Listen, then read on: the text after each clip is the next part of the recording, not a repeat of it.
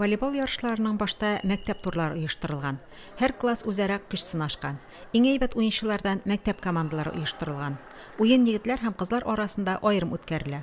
Волейбол ярышларының муниципаль этабына районның 13 мәктәбеннән егетләр һәм 9 мәктәбеннән кызлар командалары килде.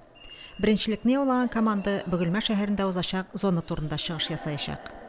Тренерлар инде бу ярышка бик нык әзерләде командаларны. Барлыгы 12 команда катнаша, 13 мәктәп командасы.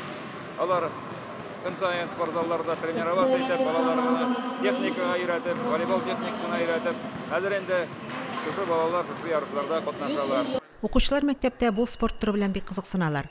Физкультура укытучылары ел дәвамында даими рәвештә тренировкалар үткәрәләр, уен техникасына өйрәтәләр, командаларны ярышка әзерлиләр.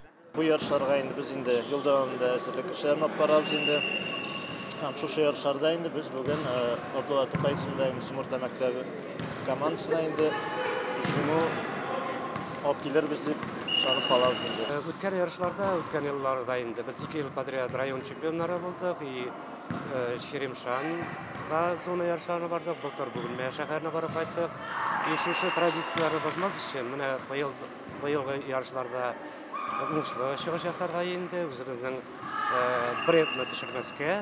Укучылар бу спортны аеруча үз итәләр. Уеннарга җитди карап әзерләнгәннәр һәм җиңәргә дигән максат белән килгәннәр.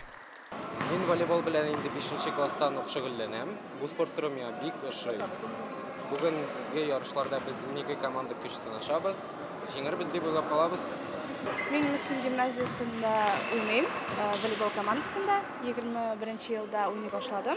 Район күләмендә генә ярышларда катнашабыз, ләкин безнең теләгебез бар республикага да чыгарга. Муниципаль этапта үткәрелгән ярышларда укучыларга ГТО нормативларын тапшыру мөмкинлеге дә тудырылган. Алар озынлыкка сикерә, турникта, идәннән кулларда күтәрелү нормативларын үти алалар. Найля Салахова, Динар Нуртдинов, Мөслим телевидениесе.